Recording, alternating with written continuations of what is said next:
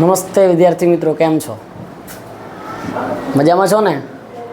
ચલો વિદ્યાર્થી મિત્રો, આજે આપણે આવી ગયા છીએ પાર્ટ 2માં કોલસો અને પેટ્રોલિયમ. બરાબર છે. જે અગાઉ આપણે એક પાર્ટ ની અંદર વાત કરી હતી કે ભાઈ કોલસો અને પેટ્રોલની અંદર અશ્મિ બળતણથી કરી પાછા જતા જઈએ તેમ કુદરતી અને માનવ સર્જિત સંસાધનો, પુનઃ પ્રાપ્ય પુનઃ અપ્રાપ્ય તેમજ તેનું વર્ગીકરણ, આવી 4 બાબતો આપણે જોઈ હતી.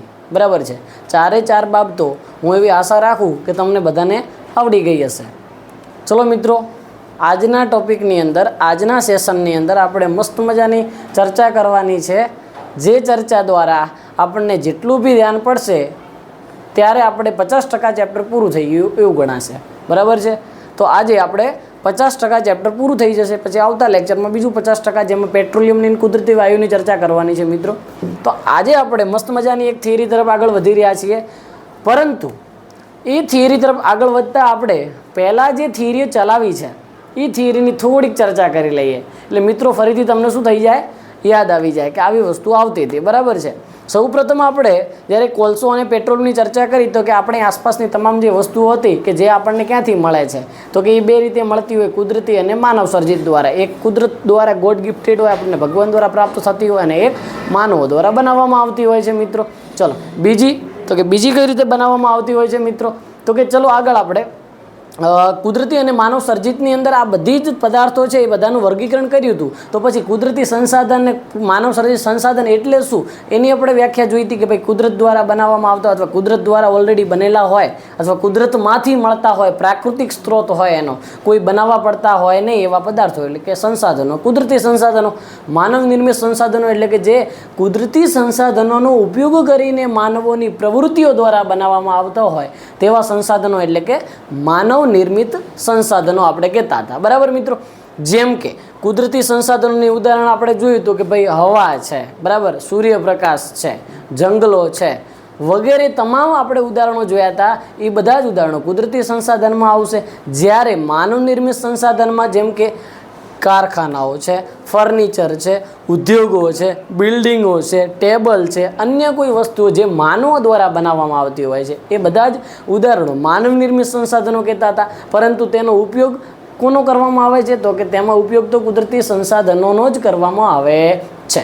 ચલો હવે મિત્રો, ત્યારબાદ આપણે એ 2 વ્યાખ્યા જોયા પછી આપણે કે ભાઈ કુદરતી સંસાધનને પણ મુખ્ય 2 પ્રકારમાં વર્ગીકૃત કરી શકાતા હતા મિત્રો. કેવી રીતે, તો કે એના સ્ત્રોતના આધારે કે ભાઈ ભવિષ્યમાં એનો સ્ત્રોત કેટલો છે, બરાબર છે, એનો સોર્સિસ કેટલો છે, ઓછો છે કે વધુ છે, આપણને મળતો જ રહેવાનો છે કે નહીં મળે, એના આધારે એટલે કે એ બાબતોને ધ્યાનમાં લઈને એના 2 પ્રકાર પડતા હતા, પુનઃપ્રાપ્ય પુનઃ અપ્રાપ્ય. પુનઃપ્રાપ્ય એટલે કે જે પદાર્થો આપણે વાપરવાથી ખૂટે તેમ નથી, બરાબર છે, વિના મૂલ્યે મળી શકતા હોય એવા પદાર્થો એટલે પુનઃપ્રાપ્ય.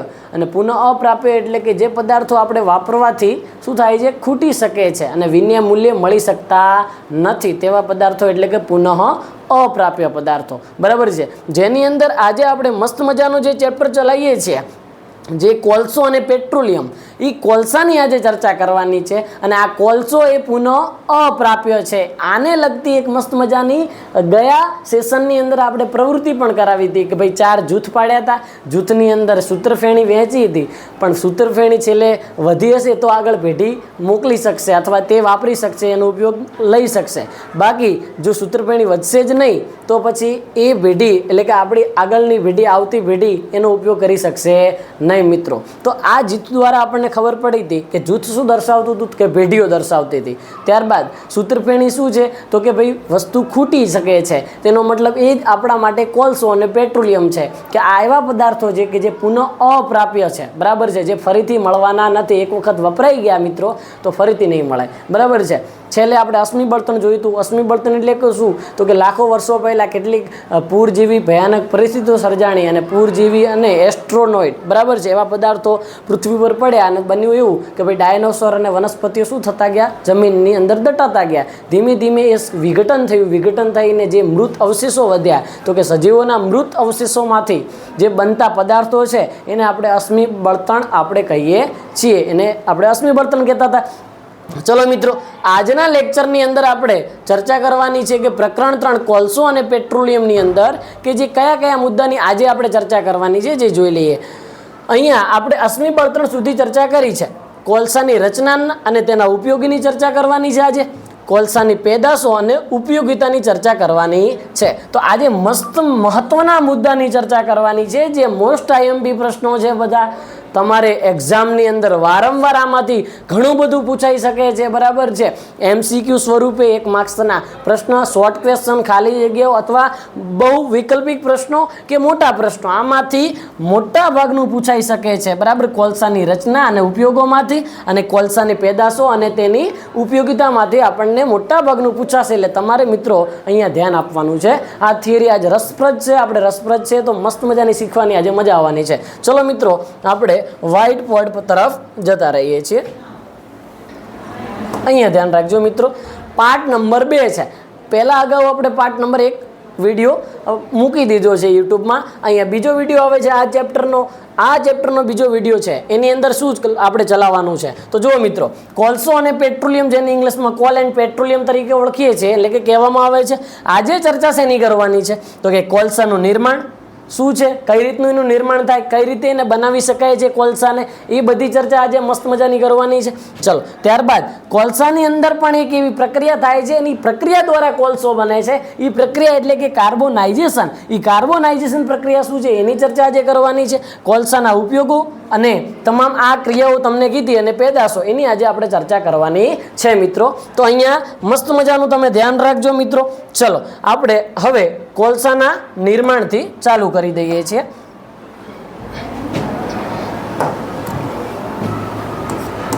આજની પહેલી થિયરી મિત્રો,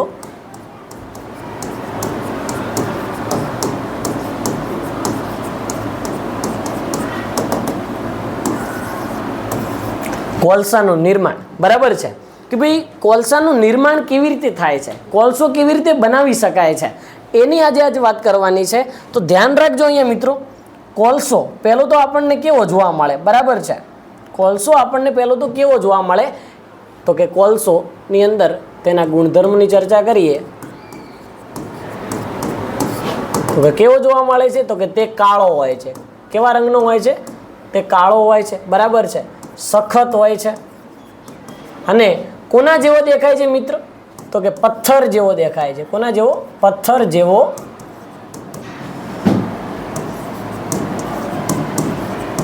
જોવા મળે છે.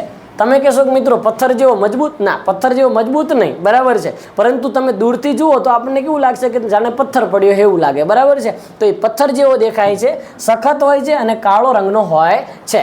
હવે કાળો રંગનો હોય છે મિત્રો, અહીંયા ખાસ એક પોઈન્ટ નોંધજો. આજે આપણે એક સ્ટાર્ટિંગથી જ એક MCQની ચર્ચા કરી લઈએ છીએ.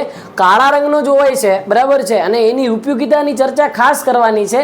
એ કાળા રંગનો છે અને તેની ઉપયોગિતા ઘણી વધુ હોવાથી તેને કાળો હીરો પણ કહેવામાં આવે છે. કયો હીરો કહેવામાં આવે છે મિત્રો? કાળો હીરો પણ કહેવામાં આવે છે. તો ખાસ ધ્યાન રાખજો, જેવી રીતે હીરો આપણને ઉપયોગી છે, બરાબર છે, જે હીરો કિંમતી છે, એમ કોલસો પણ કિંમતી છે. કોલસાનો રંગ કાળો હોવાથી એને કાળો હીરો તરીકે પણ ઓળખી શકાય છે મિત્રો. ચલો, કોલસાનું નિર્માણ કઈ રીતે થયું એના ગુણધર્મો જોઈ લીધા. એના પછી કોલસાનું નિર્માણ કઈ રીતે થયું મિત્રો, અહીંયા ધ્યાન રાખજો. આપણે હવે નિર્માણ તરફ એટલે કે એની ઉત્પત્તિ તરફ આગળ વધી રહ્યા છીએ કે ભાઈ એનું નિર્માણ કેવી રીતે થયું તો કે લગભગ 300 મિલિયન વર્ષો પહેલાની વાત છે. બરાબર છે. કેટલા વર્ષો પહેલાની વાત છે? લગભગ 300 મિલિયન વર્ષો પહેલાની વાત છે. બરાબર છે. એટલે કે ઘણા બધા લાખો વર્ષો પહેલાની વાતો કરી છે.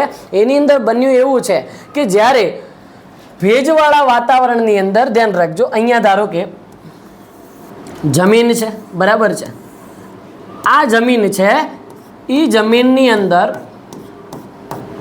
ભેજનું પ્રમાણ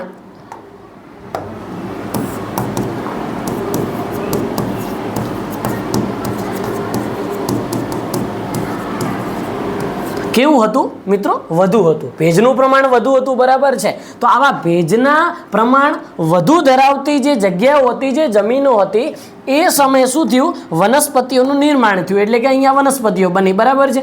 અહીંયા શું બની? વનસ્પતિઓ બની ગઈ. આ જમીનમાં શું બની છે? વનસ્પતિઓ ઉગી નીકળી છે. ત્યારબાદ કેટલાય પ્રાણીઓ પણ અહીંયા રહેતા હતા, બરાબર છે. આવી રીતે વનસ્પતિઓ અને પ્રાણીઓ અહીંયા વસતા હતા. પણ બન્યું એવું કે ભાઈ લાખો વર્ષો પહેલા બન્યું એવું કે એવી કેટલીક ઘટનાઓ બની ગઈ. એ ઘટનાઓ બની એટલે શું બન્યું તો કે ત્યાં આકસ્મિક પૂર જેવી સ્થિતિ થઈ ગઈ, બરાબર છે. ત્યારબાદ ભયંકર સુનામી આવી ગઈ, બરાબર. ભયંકર સુનામી આવી ગઈ.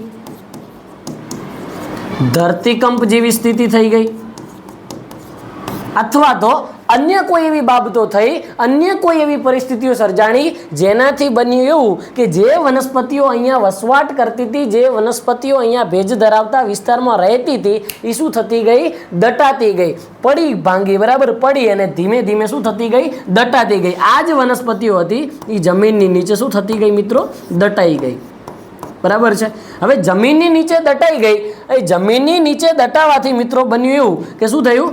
જમીનનું દબાણ વધી ગયું. એક તો આપણા માથા પર કોઈ હાથ મૂકી દે, બરાબર છે, મજબૂત કોઈ વ્યક્તિ હોય, આપણા એનો હાથ આપણા માથા ઉપર આવી જાય તો આપણને કેટલું દબાણ લાગે છે. તો મિત્રો આ તો વનસ્પતિ છે ને એના ઉપર તો આખી જમીન આવી ગઈ છે. તો જમીન આવવાથી કેટલું બધું દબાણ વધી ગયું છે, પ્રેશર કેટલું સર્જાણું છે મિત્રો, ધ્યાન રાખો, બરાબર. વિચારો, કલ્પના પણ તમે કરી શકો. તો આ દબાણ વધી ગયું છે, આકસ્મિક દબાણ વધ્યું ને ધીમે ધીમે દબાણ વધવાથી શું થતી ગઈ? બધી જ વનસ્પતિઓ ઊંડે ને ઊંડે જતી ગઈ, બરાબર છે. બધી જ વનસ્પતિઓ છે એ ઊંડે ને ઊંડે સુધી પહોંચતી ગઈ, બરાબર છે. ઊંડે ને ઊંડે સુધી પહોંચવાથી તમે જેમ કે તમારા ઘરના હોય માણસો, બરાબર, દાદા દાદી હોય અથવા તમારા મા બાપ હોય, એમને પૂછી શકો છો. તો કેવી રીતે કહેશે? કઈ બાબતે પૂછવાનું કે ભાઈ કૂવાઓ ખોદે છે, બરાબર છે. અન્ય બોર કૂવાઓ ખોદવામાં આવતા હોય. પહેલાંના સમયમાં વધુ વ્યક્તિઓ ખોદતા, અત્યારના સમયમાં એટલા બધા ખોદતા નથી, બરાબર છે. પણ જ્યારે કૂવાઓ ખોદવામાં આવે ત્યારે તમે જો કદાચ એ તમારા મા બાપ કે અથવા દાદા નીચે ગયા હોય, કૂવાની અંદર ઉતર્યા હોય, તો તમને ગરમીનું પ્રમાણ ત્યાં વધુ લાગશે, બરાબર છે. એવી રીતે જો આવી વનસ્પતિઓ, બરાબર છે, જમીનની ઉપર શું થઈ? એ દટાઈ ગઈ જમીન આવવાથી. તો જમીન આવવાથી દટાવાથી શું થયું? દબાણ તો વધ્યું, સાથે સાથે ગરમીનું પ્રમાણ પણ વધતું ગયું. શું વધતું ગયું? ગરમીનું પ્રમાણ પણ વધી ગયું, એટલે કે તાપમાન વધી ગયું મિત્રો. હવે તાપમાન વધ્યું છે, અહીંયા દબાણ વધ્યું છે. તો દબાણ અને તાપમાન વધવાથી બન્યું એવું કે ભાઈ તમામ વનસ્પતિઓને હવા મળી નહીં. જમીનની અંદર જઈએ છે, બરાબર છે. જમીનની નીચે આપણે ધારો કે આપણને કોઈક જમીનની નીચે આપણને પૂરી દીધા હોય તો આપણને હવા મળે. એવી જ રીતે વનસ્પતિને હવા ના મળે, બરાબર છે. તો હવાની ગેરહાજરીમાં ઓક્સિજનની ગેરહાજરીની અંદર કેટલીક પ્રક્રિયાઓ થવા લાગી અને આ પ્રક્રિયાઓ દ્વારા વનસ્પતિનું શું થવા લાગ્યું મિત્રો? વિઘટન થવા લાગ્યું. શું થવા લાગ્યું મિત્રો? વિઘટન થવા લાગ્યું. વિઘટન ચાલુ થઈ ગયું, પીગળવા લાગ્યા. હકીકતમાં વનસ્પતિને આપણે ઘરે, બરાબર, ચૂલાની અંદર સળગાવો ને તો એનું વિઘટન ન થાય, એનું બાષ્પીભવન થાય એટલે જ્યોત ઉત્પન્ન કરે અને કેટલાક પદાર્થો વાયુ બનીને ઉપર જતા રહે, કેટલાક એનો રાખ બની જાય, બરાબર છે. પણ અહીંયા મિત્રો અગ્નિ દ્વારા સળગાવવામાં નથી આવતી, માત્ર દબાણ મળ્યું છે, તાપમાન મળવાથી ખાલી આ વનસ્પતિઓનું વિઘટન ચાલુ થયું. શું થયું? ચાલુ થયું છે વિઘટન ચાલુ થયું. વિઘટન ચાલુ થઈને આ તમામ વનસ્પતિઓ પીગળવાની ચાલુ થઈ અને પીગળતા એક એવી અવસ્થા આવી કે ધીમે ધીમે એ વનસ્પતિમાંથી શું બનતો ગયો? કોલસો બનતો ગયો. એક કાળો પદાર્થ નિર્માણ થયો. એ કાળા પદાર્થને આપણે કોલસો તરીકે ઓળખીએ છીએ, બરાબર છે. હવે અહીંયા મસ્ત મજાની એક ક્રિયા જોવાની છે કે ભાઈ આ ક્રિયાઓ, આ જે પરિસ્થિતિ બની એમાં એક ક્રિયા ખાસ પોઈન્ટ આપણે મહત્વની છે, જોઈ લઈએ. કઈ? તો કે કાર્બોનાઇઝેશન ક્રિયા. કઈ ક્રિયા? કાર્બોનાઇઝેશન.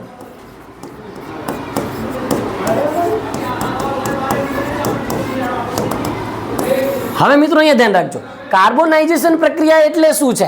તો કે આ બધી જ તમને પરિસ્થિતિની ચર્ચા કરી, આપણે પરિસ્થિતિની વાત કરી ભાઈ લાખો વર્ષો પહેલા, કેટલા 300 મિલિયન વર્ષો પહેલાની વાત છે કે ભાઈ જ્યારે ભેજ ધરાવતા વિસ્તારમાં, નીચાણવાળા વિસ્તારમાં વનસ્પતિઓનું નિર્માણ થયું, વનસ્પતિઓ ઉગી નીકળી. પણ બન્યું એવું કે ભયાનક પૂર આવ્યું, સુનામી આવી કે ધરતીકંપ કે અન્ય કોઈ એવી વસ્તુઓ બની કે જેનાથી આ તમામ વનસ્પતિઓ શું થઈ ગઈ? જમીનની નીચે દટાઈ ગઈ. જમીનની નીચે દટાવાથી તેમાં દબાણ વધી ગયું અને તાપમાન વધ્યું. દબાણ અને તાપમાન વધવાના કારણે એ વનસ્પતિનું શું ચાલુ થયું? વિઘટન ચાલુ થયું હવાની ગેરહાજરીમાં. અને એક છેલ્લી અવસ્થા એક એવો કાળો પદાર્થ બની ગયો જેને આપણે શું કહીએ છીએ? કોલસો તરીકે ઓળખીએ છીએ. પરંતુ આ કોલસો બનવા પાછળની એક ઘટના છે જેને આપણે કહીએ છીએ કાર્બોનાઇઝેશન. હવે ખાસ ધ્યાન રાખજો, કોલસાની અંદર મુખ્યત્વે કોલસો છે ને, એ કોલસામાં મુખ્યત્વે કયું તત્વ રહેલું હોય છે મિત્રો? કાર્બન રહેલું હોય, બરાબર છે, કાર્બન રહેલું હોય. કાર્બન એટલે કે કયું? તો કે કાળા રંગ ધરાવતું હોય, બરાબર છે. કાર્બનનો રંગ કેવો હોય? કાળો રંગ. ધારો કે હું, બરાબર છે, વાત કરું કે ભાઈ જ્યારે સિલાઈ મશીન હોય છે, પહેલાંના સમયમાં મશીનોની અંદર પહેલાં જૂની મોટરોનો ઉપયોગ કરવામાં આવતો, તો મોટરોની અંદર કાર્બન સેલ મૂકવા પડતા, તો એ કાર્બન સેલ છે ને કાળા રંગના હોતા.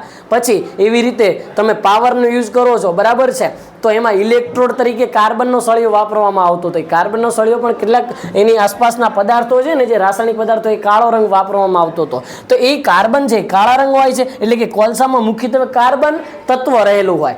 આ કાર્બન તત્વ રહેલું હોવાથી આ કાર્બોનાઇઝેશનની પ્રક્રિયાને વ્યાખ્યાયિત કરવી હોય તો કઈ રીતે કરી શકાય? તો કે વનસ્પતિઓ ધીમે ધીમે જે વિઘટન પામતી ગઈ, તો કે વનસ્પતિના ધીમા રૂપાંતરણની પ્રક્રિયાને કોલસા બનવાની પ્રક્રિયામાં કેવી રીતે પ્રક્રિયા થઈ, કોલસો કઈ રીતે બન્યો? તો કે વનસ્પતિઓ વિઘટન પામી, તો કે વનસ્પતિના વિઘટન થવાની એટલે કે ધીમા રૂપાંતરણની પ્રક્રિયાને કાર્બોનાઇઝેશન કહેવામાં આવે છે, બરાબર છે. વનસ્પતિના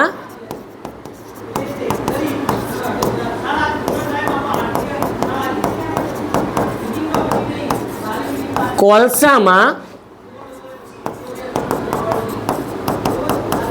ધીમા રૂપાંતરણની પ્રક્રિયાને મિત્રો શું કહેવાય છે? કાર્બોનાઇઝેશન કહેવાય છે. ખાસ મિત્રો યાદ રાખજો, બરાબર. શું કહેવાય છે? કાર્બોનાઇઝેશન. આ કાર્બોનાઇઝેશન એટલે શું? તો કે કાર્બોનાઇઝેશન જ કેમ નામ પડ્યું? કારણ કે કોલસામાં મુખ્યત્વે કાર્બન તત્વ રહેલું છે, બરાબર છે. હવે આ પ્રક્રિયાની આ વ્યાખ્યા 1 માર્ક્સમાં પૂછાય એવી છે, ખાસ ધ્યાન રાખજો. ખાસ મોસ્ટ આઈએમપી છે, બરાબર છે. મોસ્ટ આઈએમપી પ્રશ્ન છે આ રહ્યો, વ્યાખ્યા સ્વરૂપે પૂછાઈ શકે છે, ખાસ વાર પૂછાતો પણ હોય છે પેપરોની અંદર. તો વનસ્પતિના કોલસામાં ધીમા રૂપાંતરણની પ્રક્રિયાને આપણે શું કહીએ છીએ? કાર્બોનાઇઝેશન પ્રક્રિયા કહીએ છીએ. તો કે તમે કહેશો મિત્રો કે શું આ કોલસો આપણે ઘરે ના બનાવી શકીએ, જે જમીનમાં દટાણો અને બન્યો, બરાબર છે, આનો આ કોલસો આપણે ઘરે ના બનાવી શકીએ? તો કે હા, ઘરે કોલસો આપણે બનાવી શકીએ, પણ એ કેવી હોય? હવાની હાજરીમાં બનાવી શકાય. એ જે કોલસો બનાવી શકાય છે ને, એ હવાની એટલે કે ઓક્સિજનની હાજરીમાં કોલસો બનાવી શકાય છે, બરાબર છે. એ કોલસો એટલે કે ચારકોલ જેને કહેવાય. અને પણ પરંતુ આ જે કોલસો છે જેમાં હવાની હાજરી હોતી નથી, હવાની શું હોય છે? ગેરહાજરી હોય છે. આ હવાની ગેરહાજરી દ્વારા જે કોલસો બને છે, જેને આપણે શું કહીએ છીએ મિત્રો? કોલ તરીકે ઓળખીએ. શું કહીએ છીએ? કોલ તરીકે પણ ઓળખી શકાય છે. તો આ ધીમા રૂપાંતરણની પ્રક્રિયા કેમ કીધી? કારણ કે તમે જ મિત્ર હમણાં સાંભળ્યું કે ભાઈ આ કોલસો બનવા માટે કેટલાય વર્ષો લાગ્યા છે, બરાબર છે, કેટલાય સમય લાગી ગયો છે, લાખો વર્ષો લાગ્યા છે. આ લાખો વર્ષો એટલે કે ધીમે ધીમે કોલસો બન્યો છે. વનસ્પતિ તરત જ મૃત પામી ગઈ અને ધીમે દટાઈ ગઈ ફટાફટ કોલસો બની ગયો એવું નથી થયું મિત્રો. આ વિઘટન થવા માટે કેટલાય વર્ષો લાગી ગયા છે. તો આ વર્ષો લાગવા પાછળનું મુખ્ય કારણ છે કે પ્રક્રિયા કેવી છે? ધીમી છે. તો આવી રીતે વનસ્પતિમાં જે કોલસો બની રહ્યો છે, તો એ ધીમા રૂપાંતરણની જ પ્રક્રિયા દ્વારા કોલસો બનશે, જે હવાની ગેરહાજરીમાં જમીનમાં દટાઈને બને છે, બરાબર છે. ઉતાવળી કે આપણી ઝડપથી બની શકતો નથી મિત્રો. તો અહીંયા ખાસ કાર્બોનાઇઝેશનની પ્રક્રિયા 1 માર્ક્સનો પ્રશ્ન પૂછાય છે, યાદ રાખજો. પછી આ તમામ ક્રિયાઓ તમને મેં વર્ણવી છે, એ તમને થિયરી સ્વરૂપે કે ભાઈ કોલસાનું નિર્માણ અને તેની ઉપયોગિતા સમજાવો, એ તમને થિયરીમાં 3 માર્ક્સમાં કે 4 માર્ક્સમાં પૂછાઈ શકે છે, ખાસ ધ્યાન રાખજો. ચલો ગુણધર્મની ચર્ચા કરી તો કે કાળો હોય છે, સખત હોય છે, તેમજ કેવો હોય છે? પથ્થર જેવો જોવા મળે છે. ચલો હવે આપણે નિર્માણની અંદર મુદ્દા ટુ મુદ્દા વાઇઝ આપણે ચર્ચા કરીએ કે ચલો કેવું જોવા મળે છે નિર્માણમાં? તો કે નિર્માણ જોઈ લઈએ.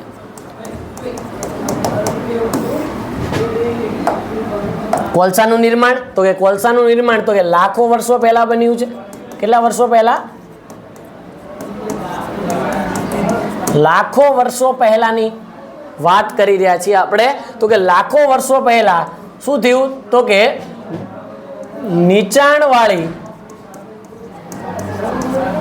જમીન કેવી હતી? ભેજ ધરાવતી હતી, બરાબર છે. આ નીચાણવાળી જમીન ભેજ ધરાવતી હતી. આ જમીન પર શું ઉગી નીકળ્યું? તો કે વનસ્પતિઓ કેટલીક ઉગી નીકળી. આ વનસ્પતિઓ ઉગી, બરાબર છે. આ વનસ્પતિઓ ઉગી તો છે, પરંતુ કેટલીક એવી ભયાનક સ્થિતિઓ સર્જાણી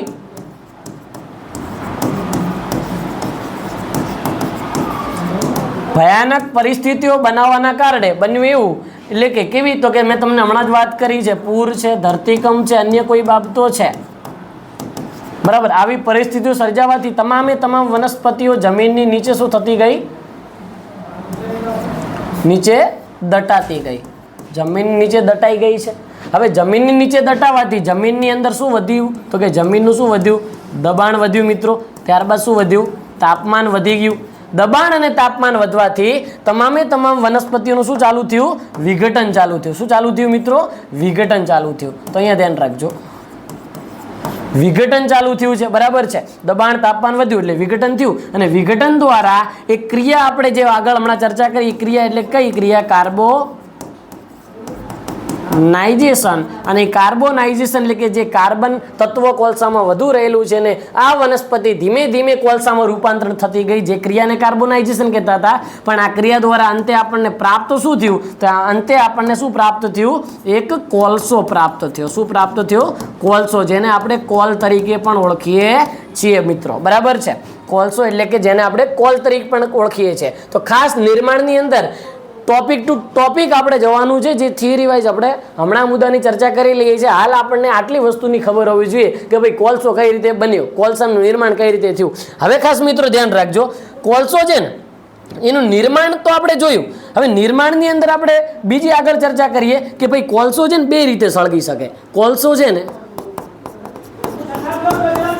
એનું દહન બે રીતે થાય, બરાબર છે. જેમ કે એક હવાની ગેરહાજરીમાં કરીએ, હવાની પહેલાં હાજરીમાં લઈએ વાત, તો કે કોલસાનું દહન થાય છે હવાની હાજરીમાં થાય છે. હવાની હાજરી એટલે કે હવામાં શું હાજર છે, ઓક્સિજન વાયુ હાજર છે. ઓક્સિજન વાયુ હાજર છે. તો કે જ્યારે વનસ્પતિમાં જે કોલસો છે જેમાં મુખ્યત્વે કયો તત્વ રહેલું છે, કાર્બન રહેલું છે, એ કાર્બન જ્યારે ઓક્સિજન સાથે પ્રક્રિયા કરશે, એ પ્રક્રિયા કરશે ત્યારે કયો વાયુ બનાવી આપે છે આપણને, CO2 વાયુ બનાવી આપે છે. તો ખાસ ધ્યાન રાખજો, કાર્બન જે સોલિડ સ્વરૂપે છે, બરાબર છે, ઓક્સિજન ગેસ સ્વરૂપે છે. જ્યારે આપણને આ મળે છે એ પણ કેવું હોય છે, ગેસ સ્વરૂપે. તો પૂછાય કે ભાઈ કોલસાનું દહન જ્યારે હવાની હાજરીમાં થાય છે, એટલે કે ઓક્સિજન વાયુ હાજર હોય છે, ત્યારે આપણને કોલસામાંથી શું મળે છે, તો કે કોલસાનું દહન થઈ કોલસો સળગે છે ત્યારે શું મળે છે આપણને, કાર્બન ડાયોક્સાઇડ વાયુ મળે છે. આ તો તમે જાણીતા જ હશો, આ વાયુને તમે ખાસ રીતે ઓળખતા હશો, છેક 6ઠા ધોરણથી ભણવામાં આવે છે. આ કયા આ વાયુને શું કહેવામાં આવે છે, કાર્બન ડાયોક્સાઇડ, કે જે વનસ્પતિઓને પ્રકાશ સંશ્લેષણની ક્રિયા કરવા માટે અત્યંત જરૂર છે, બરાબર છે. જો કાર્બન ડાયોક્સાઇડ વાયુ ના હોય તો વનસ્પતિઓ પ્રકાશ સંશ્લેષણની ક્રિયા કરી શકે નહીં મિત્રો. તો ખાસ આ મુદ્દાની આપણે ચર્ચા કરવાની. પછી હવે અહીંયા કેટલીક બાબતોની આપણે ચર્ચા આગળ કરી હતી, અને હવે ફરીથી એક બીજી બાબત એડ કરીએ છીએ કે ભાઈ કોલસાનું દહન છે એ તો થાય છે, પણ કોલસાનું વિઘટન થાય છે, બરાબર છે. કોલસાનું વિઘટન થઈને કેટલીક આપણને એમાંથી પેદાશો મળે છે. કેટલીક શું મળે છે એમાંથી મિત્રો, પેદાશો મળે છે. એ પેદાશોની ચર્ચા કરવાની છે. તો એ પેદાશો કઈ રીતે મળે, તો કે એમાં એક ક્રિયા જોવા મળે છે, જે ક્રિયાને આપણે કહીએ છીએ વિચ્છેદક નિસ્યંદન. કોલસાનું વિચ્છેદક નિસ્યંદન પ્રક્રિયા કહીએ છીએ, બરાબર છે. આ વિચ્છેદક નિસ્યંદન એટલે શું, તો કે વિચ્છેદક નિસ્યંદન એટલે કે ભાઈ આ પ્રક્રિયા જ્યારે કરવામાં આવે છે ત્યારે હવાની કેવી હોય છે, સૌપ્રથમ તો હાજરી હોતી નથી. કેવી હોય છે, હવાની ગેરહાજરીમાં આ ક્રિયા થાય છે. હવાની હાજરી એટલે કે ઓક્સિજન વાયુ હાજર તો કાર્બન ડાયોક્સાઇડ વાયુ બનશે, એ તો આપણે આગળ વાત કરી લીધી. પણ અહીંયા કોલસાનું વિઘટન કે જે વિચ્છેદક નિસ્યંદન પ્રક્રિયા દ્વારા થાય છે. વળી વિચ્છેદક નિસ્યંદન પ્રક્રિયા શું છે, તો કે કોલસાનું વિચ્છેદક નિસ્યંદન પ્રક્રિયા સમજાવો. આપણને વ્યાખ્યા પૂછાય એક માર્ક્સની તો આવડવી જોઈએ કે કોલસાની વિચ્છેદક નિસ્યંદન પ્રક્રિયા એટલે શું, તો કે જ્યારે કોલસાને હવાની ગેરહાજરીમાં એટલે કે ઓક્સિજન વાયુની ગેરહાજરીમાં જ્યારે સળગાવવામાં આવે છે અથવા તેનું વિઘટન થાય છે અથવા દહન થાય છે, ત્યારે એમાંથી કેટલીક જરૂરી પેદાશો આપણને મળે છે, નિપજો આપણને મળી રહે છે.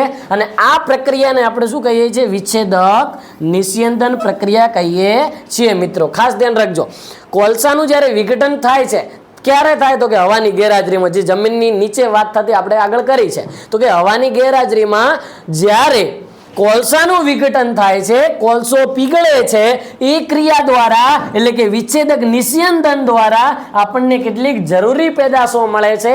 એ પેદાશોની ચર્ચા આપણે કરવાની છે. એના પહેલા આપણે હવે વાત કરી લઈએ કે ભાઈ નિર્માણ સમજી ગયા, કોલસાનું વિચ્છેદક નિસ્યંદન એટલે શું એ આપણે સમજી ગયા. અહીંયા આપણે ધારો કે એની વ્યાખ્યા લખવી છે કે ભાઈ કોલસાનું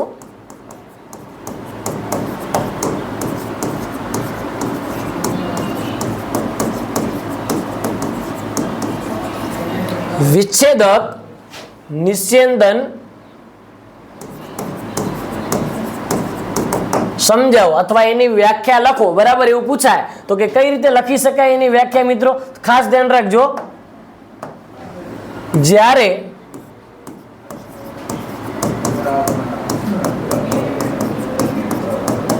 કોલસાને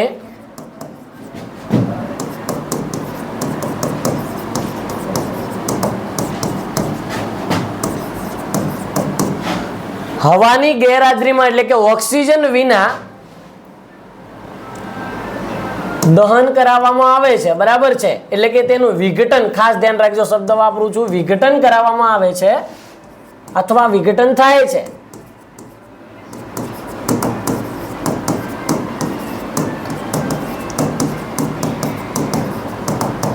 ત્યારે તેમાંથી કેટલીક જરૂરી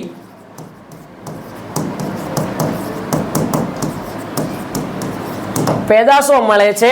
તો આ જે ક્રિયા થાય છે, આ ક્રિયાને શું કહેવામાં આવે છે? વિચ્છેદક નિસ્યંદન ક્રિયા કહેવામાં આવે છે. હવે ખાસ કે ભાઈ કોલસાનું વિચ્છેદક નિસ્યંદન ક્રિયા આપણે જોઈ, એના પહેલા એક ટોપિક છે કે ભાઈ કોલસાના ઉપયોગી તો શું? ભાઈ કોલસાના જે ઉપયોગો છે એની ચર્ચા કરવાની રહી ગઈ. ચલો આપણે વાત કરી લઈએ કે ભાઈ કોલસાના ઉપયોગો શું છે. નિર્માણ સમજી ગયા, એના ગુણધર્મો પણ સમજી ગયા કે ભાઈ કોલસાને જ્યારે હવાની ગેરહાજરીમાં સળગાવવામાં આવે અથવા તો જમીનની અંદર જે વનસ્પતિઓ દટાઈ ગઈ અને કોલસો બન્યો, બરાબર છે, એની ક્રિયા કાર્બોનાઇઝેશન શું છે એ આપણે જોયા, આ પણ જોઈ.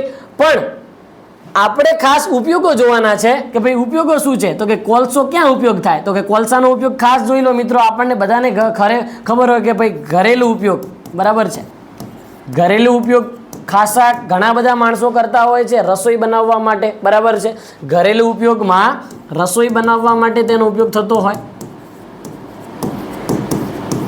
ત્યારબાદ મિત્રો કઈ જગ્યાએ? તો કે થર્મલ પાવર સ્ટેશનમાં.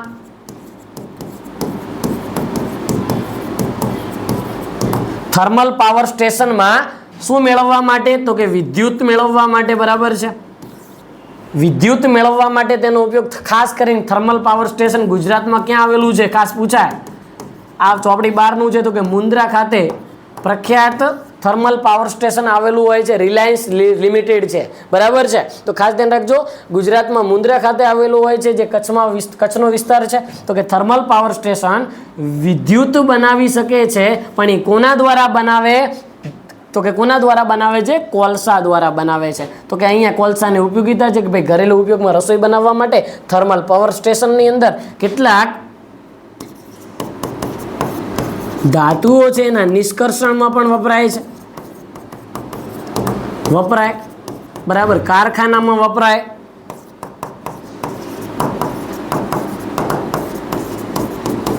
એટલે કે ભઠ્ઠીઓમાં, બરાબર છે, ઉદ્યોગ ભઠ્ઠીઓમાં વપરાય છે.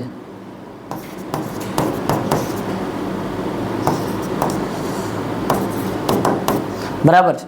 ચલો ત્યારબાદ તો કે રેલવે, પહેલાના સમયમાં જે રેલવે ચાલુ કરી હતી, બરાબર છે, એ રેલવે એન્જિનને ચલાવવા માટે કોલસાનો ખાસ ઉપયોગ થતો હતો. મિત્રો ધ્યાન રાખજો, અહીંયા પ્રશ્ન પૂછાઈ શકે છે કે ભાઈ પહેલાના સમયમાં જે રેલવે એન્જિન રેલવે ચલાવવામાં આવતી હતી, તેમાં રહેલું એન્જિન કઈ રીતે ચાલતું હતું? તો કે કોલસાના કારણે ચાલતું હતું. કેવી રીતે મિત્રો ચાલતું હતું? ધ્યાન રાખો, પહેલા ધારો કે આવી રીતે રેલવે હોય, બરાબર છે, આ રીતની રેલવે જતી હોય, આ રેલવેના ડબ્બા હોય, તો કે આગળની અંદર શું હોય? એક ટાંકું હોય. એ ટાંકામાં શું ભરેલું હોય મિત્રો?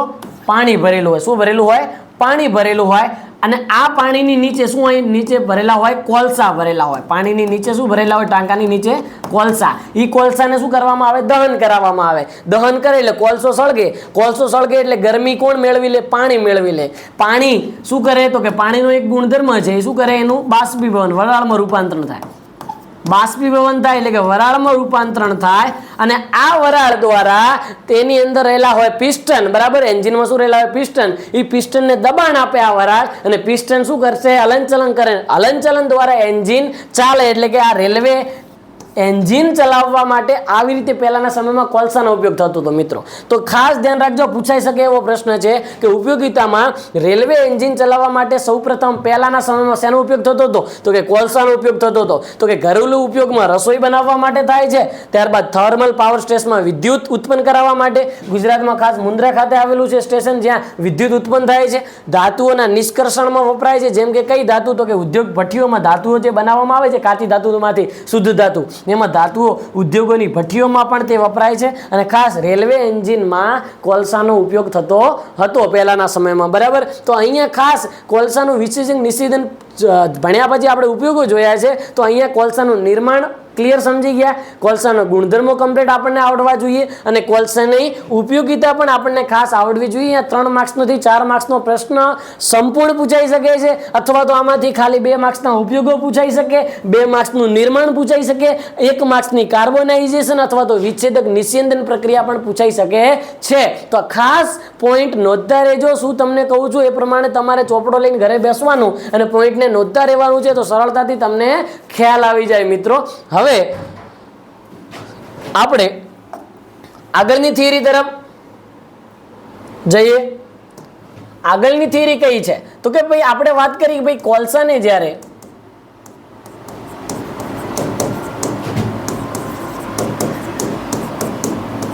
હવાની ગેરહાજરીમાં એની વિચ્છેદક નિસ્યંદન પ્રક્રિયા થાય છે ત્યારે એમાંથી આપણને કેટલીક પેદાશો મળે છે. શું મળે છે મિત્રો, કેટલીક પેદાશો મળે છે. એ પેદાશો કઈ છે, જેમ કે કઈ તો કે પ્રથમ પેદાશ છે કોક, બરાબર છે. શું કહેવામાં આવે છે, પહેલી પેદાશ જે પહેલી નીપજ મળે છે. જોજો મિત્રો, આ પ્રકાર નથી કોલસાના, મિત્રો ખાસ ધ્યાન રાખજો. અહીંયા કોલસાના પ્રકારની ચર્ચા થતી નથી. અહીંયા કે જે કોલસાને હવાની ગેરહાજરીમાં જ્યારે એનું વિચ્છેદક નિસ્યંદન પ્રક્રિયા થાય છે ત્યારે આપણને એમાંથી પણ પેદાશો મળે છે. ખાસ ધ્યાન રાખજો, આપણને જરૂરી પ્રોડક્ટ મળે છે, નીપજો મળે છે, જે આપણે જીવન જરૂરિયાતની તમામ કેટલી વસ્તુઓ, કેટલી પ્રક્રિયાઓ અથવા જીવન જરૂરિયાતની કેટલી આપણે પદાર્થોનો ઉપયોગ કરીએ છીએ એની અંદર આ બધા પદાર્થો વપરાય છે મિત્રો. તો આ પેદાશો છે, પ્રકારો નથી. તો કે કોક, કોલ્ટાર અને થર્ડ વન છે કોલ ગેસ, બરાબર છે. અહીંયા હું લખી દઉં છું કે આ શું છે મિત્રો, પેદાશો છે, નીપજો છે, બરાબર છે. પ્રોડક્ટ આપણને આપી છે. શું આપી છે, પ્રોડક્ટ, બરાબર છે મિત્રો. તો કોક, કોલ્ટાર, કોલગેસ જે વિચ્છેદક નિસ્યંદનની પ્રક્રિયા દ્વારા આપણને મળી રહે છે, કોક, કોલ્ટાર અને કોલગેસ. કોલગેસની ચર્ચા આપણે કરી છે, બરાબર છે. પણ એના જે અલગથી જે મુદ્દા ભણવાના છે, ગુણધર્મો ભણવાના છે અને એની ઉપયોગિતા ભણવાની છે, એ હવે આવતા સેશનમાં એટલે કે પાર્ટ 3માં આપણે તેની વાત કરીશું. અત્યાર સુધી આપણે કોલસાનું નિર્માણ, કોલસાના ગુણધર્મો અને કોલસાની ઉપયોગિતા જોઈ અને એની અંદર પણ મેં તમને કીધું એ પ્રમાણે બે વ્યાખ્યાઓ જોઈ છે. ખાસ ધ્યાન રાખજો. અને કેટલીક પ્રક્રિયાઓ છે એના દ્વારા આપણને જે પેદાશો મળે છે એ પેદાશોની ચર્ચા કરી છે. એમાં કેટલી પેદાશો મળે છે, 3 પેદાશો મળે છે. તો આજના સેશનની અંદર, આજના લેક્ચરની અંદર આપણે અત્યારે આટલા સુધી રાખીશું. આવતા લેક્ચરમાં, આવતા સેશનમાં જે થિયરી બાકી છે એને આપણે કન્ટિન્યુ કરીશું મિત્રો. તો આજનો લેક્ચર ધ્યાનથી સાંભળવા બદલ તમારો ખૂબ ખૂબ આભાર મિત્રો. જય હિન્દ.